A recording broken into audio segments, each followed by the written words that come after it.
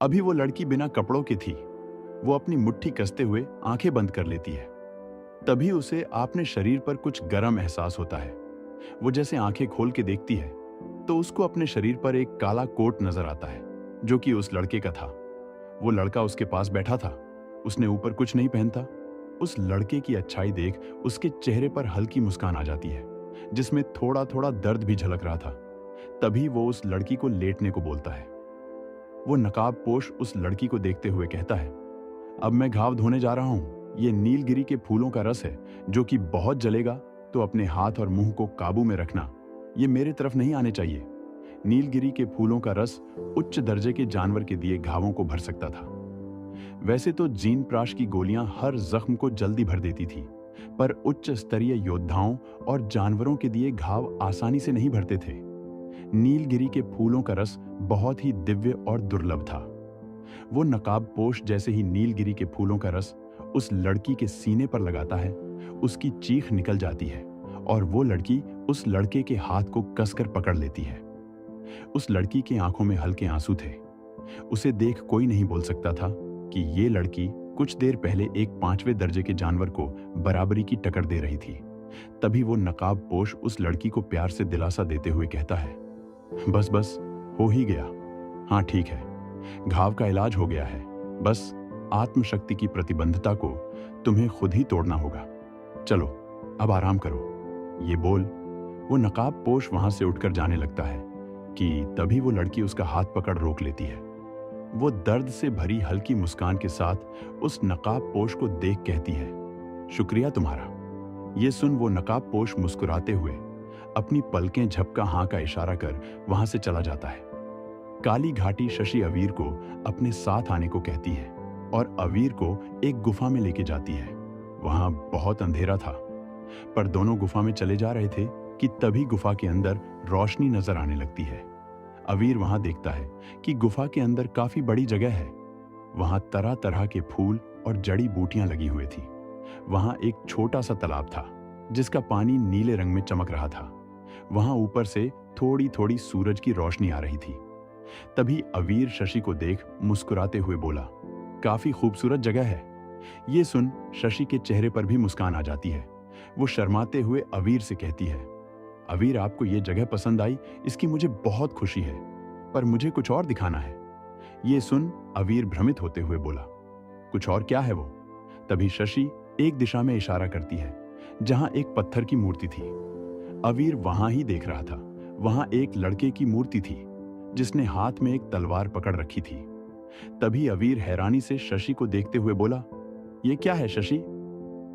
शशि मुस्कुराते हुए जवाब देती है, ये आपकी मूर्ति है और आज से ये जगह आपकी है।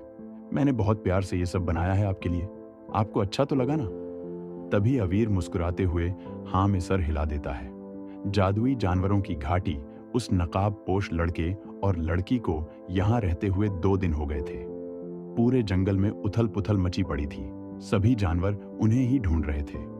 वहीं एक ऊंचे पहाड़ पर वो नकाबपोश खड़ा पूरे जंगल पर नजरें बनाए हुए था।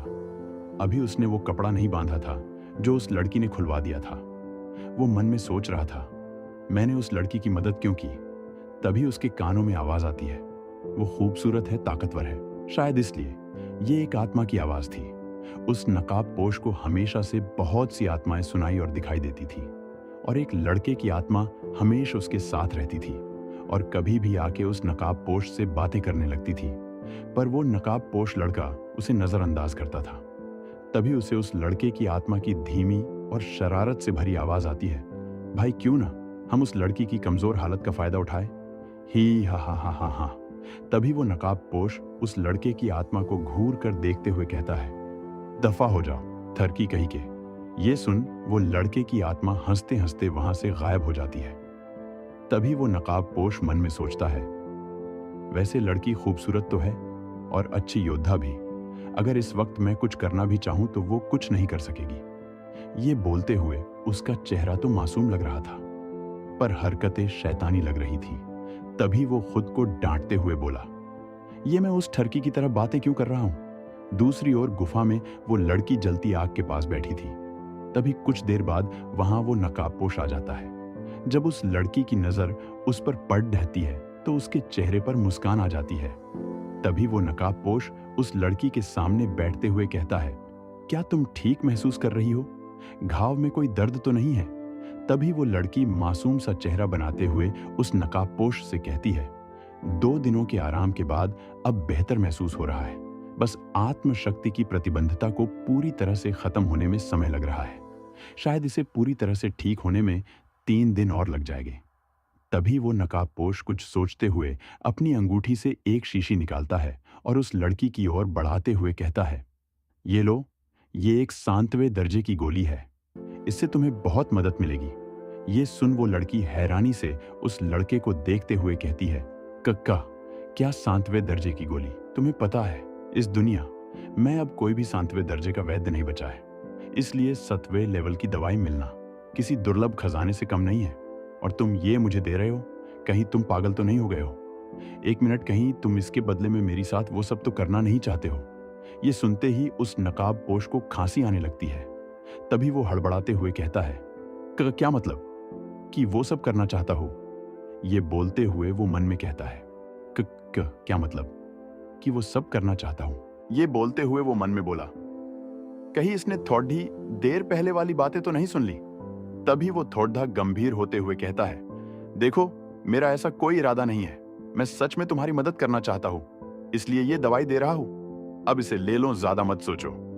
ये सुन वो लड्डिचकी मुस्कुराते हुए हाँ में सिर हिला देती है और वो दवाई की शीशी ले एक घुट में पी लेती है और एक मुस्कान के साथ उस लड्डिचके को कहती है, शुक्रिया तुम्हारा, तुमने मेरे लिए बहुत कुछ किया है।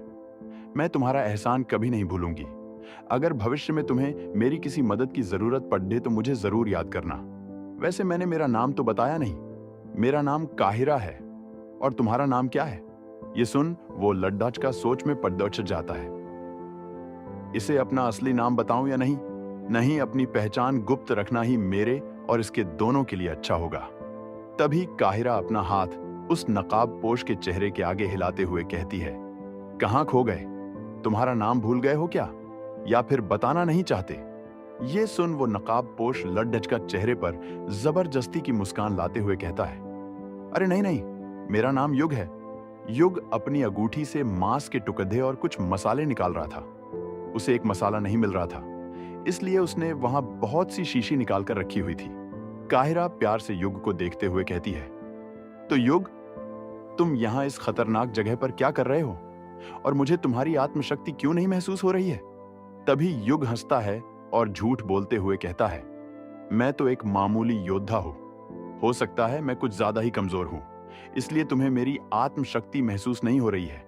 ये सुन काहिरा युग को शक की नजरों से देखने लगती है। तभी वहां किसी जानवर की जोरदार आवाज आती है, जिसे सुन दोनों अपनी जगह पर खड़े हो जाते हैं। तभी काहिरा कहती है, मैं देखती हूं इसको। ये बोल वो बाहर जाने लगती है कि उसे अपने हाथ पर किसी की पकड़ी एच महसूस होती है। वो जैसे ही पीछे मुद्दा के देखती है, युग ने उसका हाथ पकड़ी एच रखा था। काहिरा युग के हाथ को देख रही थी। उसको उसका छूना अच्छा लग रहा था। तभी युग गंभीरता से बोला, तुम बाहर मत जाओ। अगर तुम बाहर जाके लड़ी तो तुम्हारी आभा से उस नील पक्षी को हमारा पता मालूम पड़ जाएगा और उस दवाई के बावजूद भी तुम्हें 1 दिन लगने वाला है पूरी तरह ठीक होने। मैं तो तुम यही रहो। ये कुछ छोटे जानवर हैं, इन्हें मैं संभाल लूंगा। ये बोल युग वहां से चला जाता है और काहिरा वहीं खड़ी रह जाती है। दूसरी ओर युग बाहर खड्डा था। वहां 2 गैंडे जैसे दिखने वाले जानवर थे जो युग की ओर ही घूरते हुए गुरह रहे थे। युग वहां खड्डा सोच रहा था, इन दोनों ने हमें ढूंढ लिया है। अगर ये वापस गए तो नील पक्षी को हमारा पता चल जाएगा और काहिरा अभी इस हालत में नहीं है कि वो नील पक्षी से लड़ाई कर सके। पर मैं इन्हें मार भी नहीं सकता। अगर मारा तो वो ये सोच ही रहा था कि एक जानवर उस पर हमला कर देता है और दूसरा जानवर वहां से भागकर नील पक्षी को युग और काहिरा का पता बताने जा रहा था। वो जानवर जो युग पर हमला कर रहा था, वो जैसे युग से टकराने वाला होता है कि तभी युग वहां से गायब हो जाता है और सीधा दूसरे जानवर के सामने दिखाई देता है और सीधा एक लात उसको मार देता है, जिसकी वजह से वो सीधा पहले वाले जानवर पर जा गिरता है जो युग की तरफ ही आ रहा था। तभी वो जानवर चिल्लाकर दूसरे जानवरों को संकेत देने जा रहे थे कि तभी युग गुस्से में उनकी ओर देखता है। उसकी आंखें नीले रंग में चमकने लगती हैं। वो जानवर कुछ समझ पाते कि उससे पहले ही युग अपनी तलवार निकालता है और उन जानवरों के सैकड़ों टुकड़े कर देता है। ये सब इतनी तेजी से हुआ था कि वो जानवर एक बार पलक भी नहीं झपका सके। वहां गुफा के अंदर काहिरा इधर उधर चक्कर काट रही थी। उसके चेहरे पर युग के लिए फिक्र साफ दिख रही थी। वो धीरे धीरे बद्धा रही थी। इतनी कम उम्र का एक मामूली योद्धा है, फिर भी इतना बेरहम है। बद्धा आया मेरे सामने महान बनना चाहता है। कहाँ है ये, अभी तक वापस नहीं आया। बाहर जाऊं क्या, ये बोल। वो जैसे ही बाहर की ओर देखती है तो उसे युग अंदर आता दिखता है। युग का चेहरा पीला पड्डा हुआ था। उसके कोट के खुले बटनों में से दिख रहे पेट और सीने पर बहुत से कटने के निशान दिख रहे थे, जिनमें से खून निकल रहा था। युग की आंखें थोड़ी थोड़ी बंद हो रही थीं। उसके चेहरे पर दर्द भरी मुस्कान थी। वो धीरे से बोला, एक बार फिर तुम्हारे लिए। ये सब काहिरा, ये बोल। वो बेहोश होकर गिर जाता है, पर काहिरा उसे संभाल लेती है। युग काहिरा की बाहों में था। कैसे लगी युग को इतनी चोट? क्या रहस्य है युग का?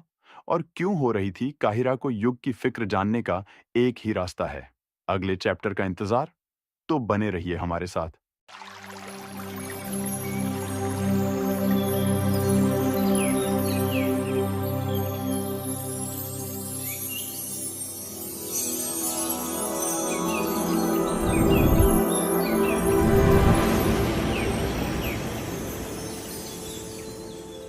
वहां काहिरा इधर उधर चक्कर काट रही थी। उसके चेहरे पर युग के लिए फिक्र साफ दिख रही थी।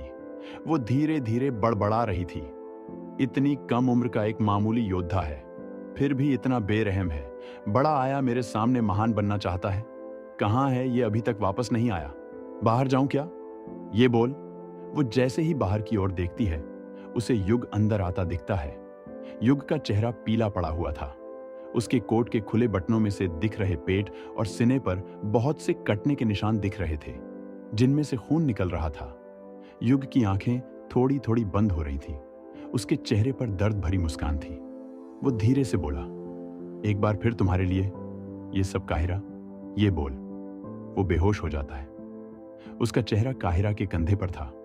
काहिरा ने उसे अपनी बाहों में भर रखा था। कुछ देर बाद जब युग को होश आता है तो वो एक पत्थर के बिस्तर पर लेटा हुआ था और काहिरा चिंता भरे लहजे में वहां युग के पास बैठी हुई थी। तभी युग उठते हुए कहता है, तुम यहां मेरे पास क्या कर रही हो? काहिरा एकटक युग को ही देख रही थी। तभी युग थोड़े मजाकिया लहजे में बोला, कहीं तू मेरी बेहोशी का फायदा तो नहीं उठाना चाहती थी? ये सुन काहिरा चिढ़ते हुए बोली, हाँ, बस यही सोच रही थी कि तुम्हें मारूं कैसे। ये बोलते हुए वो युग को ही घूर रही थी। तभी वो देखती है कि युग की चोटों के निशान गायब हो रहे हैं, वो भी किसी दवाई के बिना। ये देख काहिरा युग को शक की नजरों से देखते हुए कहती है, तुम्हें ये छोटे कैसे लगी? ये कोई मामूली छोटे नहीं है। क्या है जो तुम छुपा रहे हो? ये सुन युग गंभीर होते हुए कहता है, हाँ, ये मामूली चोट नहीं है। ये एक श्राप का असर है। मैं शापित हूं। मैं अगर किसी की भी हत्या करता हूं तो उसका दर्द मुझे दोगुना महसूस होता है।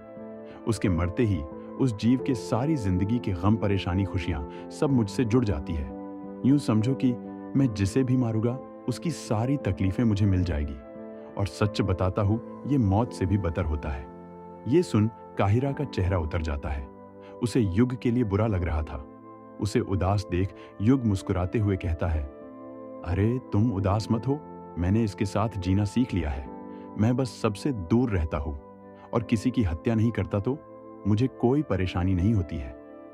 काहिरा युग की बातें सुनते सुनते उसे प्यार भरी नजरों से देख रही थी कि तभी उसके पेट से आवाज आती है, जिसे सुन युग काहिरा को देखने लगता है। काहिरा सिर नीचे करते हुए शर्माते हुए कहती है, माफ करना, वो मुझे भूख लगी है। ये सुन युग मुस्कुराते हुए वहां से उठते हुए कहता है, माफ करना, मैं भूल गया था। मैं खाने के लिए कुछ बनाने ही जा रहा था, पर वो जानवर आ गए। तुम चिंता मत करो, मैं अभी कुछ खाने को बना देता हूं। युग जा ही रहा था कि काहिरा उसे वापस बिठाते हुए प्यार भरे लहजे, मैं बोली, तुम यही बैठ के आराम करो, आज खाना मैं बनाऊंगी। ये सुन युग हंसते हुए कहता है, क्या तुम्हें खाना बनाना आता है? ये सुन काहिरा युग को घूर कर देखते हुए कहती है, चुपचाप यही बैठो, मुझे खाना बनाना आता है। ये बोल काहिरा वहां से उस ओर जाने लगती है जहां आग जल रही थी। तभी पीछे से युग बोला, कुछ ऐसा बनाना जो हम खा सके। तभी काहिरा एक बार फिर उसे घूर कर देखती है। काहिरा को खुद को घूरता देख युग बच्चों की तरह दोबारा जल्दी से लेट जाता है। वहां काहिरा आग के पास बैठी वही मांस के टुकड़ों को भून रही थी जो कुछ देर पहले युग ने वहां रखे थे। काहिरा उन टुकड़ों को एक लकड़ी में फंसा के भून रही थी और वहीं रखे मसालों को गौर से देख रही थी। उसे कुछ समझ नहीं आ रहा था कि कौन सा मसाला डालना है, कौन सा नहीं डालना है। वो एक बार युग को देख सोचती है उससे पूछ ले, पर फिर उसे लगता है कि वो उसका मजाक बनाएगा, इसलिए वो कुछ नहीं पूछती है। काली घाटी, वहीं दूसरी ओर काली घाटी के पूर्वी हिस्से में एक पहाड़ पर जंगलों में शशि कुछ जड़ी बूटियां ढूंढ रही थी। वो यहाँ अवीर और 2 लड़कियों के साथ आई थी और सभी इधर उधर फैले हुए जड़ी बूटियां ढूंढ रहे थे। शशि अकेले एक जड़ी बूटी की तलाश में दूसरी तरफ आ गई थी। तभी उसकी नजर एक पौधे पर जाती है जिसे वो कब से ढूंढ रही थी। वो सीधा जाके उसे तोड़कर अपनी टोकरी में रख लेती है।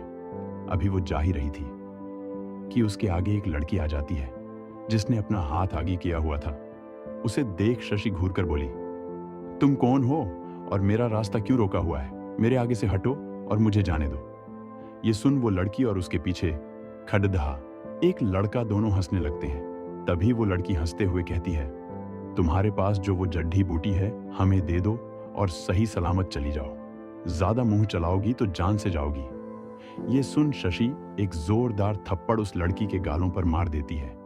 तभी वो लड़की अपने गालों पर हाथ रखते हुए गुस्से में शशि को देखते हुए बोली, तुम्हारी इतनी हिम्मत, अब देखो तुम्हारे साथ क्या होता है। ये पीछे खड़ा लड़का मेरा प्रेमी है और ये एक योद्धा है। तभी वो लड़की पीछे खड्डे लड्ढके को देखते हुए कहती है, आप देख रहे हैं इसने आपकी प्रेमिका को मारा है। क्या आप ऐसे ही देखते रहोगे? जाइए और इसका सर धड़ से अलग कर दीजिए। तभी वो लड़का गुस्से में आगे बढ़ता हुआ शशि के पास जाता है और तलवार से एक जोरदार हमला शशि की गर्दन पर कर देता है। तलवार को आता देख शशि की चीख निकल जाती है। क्या होगा शशि का और कैसे मिला युग को ये श्राप, जानने के लिए बने रहना पड़ेगा हमारे साथ।